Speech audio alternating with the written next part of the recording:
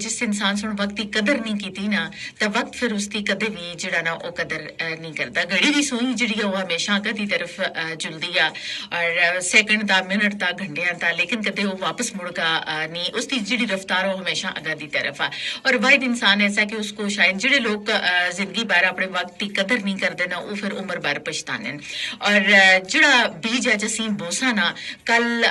उसी तरह की फसल जी वो असी कटसा जिंदगी भी इसी तरह एक खेती मानंद आ कि जिस तरह असं अपनी जिंदगी के अंदर खूबसूरत बीज बोईसा ना अपने किरदार को पॉजिटिव करसा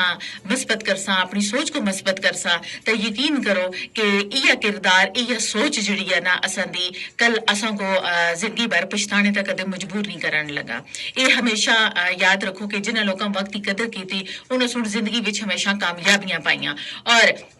जिन्हें लोगों वक्त की कदर नहीं की थी वो जिंदगी भर पछताते रहे फिर वो अपने नसीबों को भी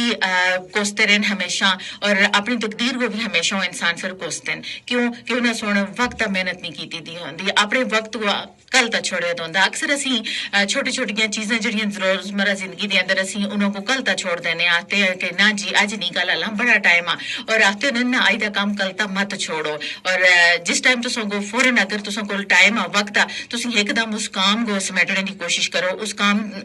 का यानी अपना किरदार जड़ा ना अदा करो और उस काम के अंदर जड़ा ना मस्बत किरदार नाल ना उसको संवारो उसको खूबसूरत बढ़ाओ ताकि तुसां दी कीती हुई हर चीज जड़ी है ना वो दूसरियां दे दिलां दा भी जड़ा ना वो फिर असर छोड़दी है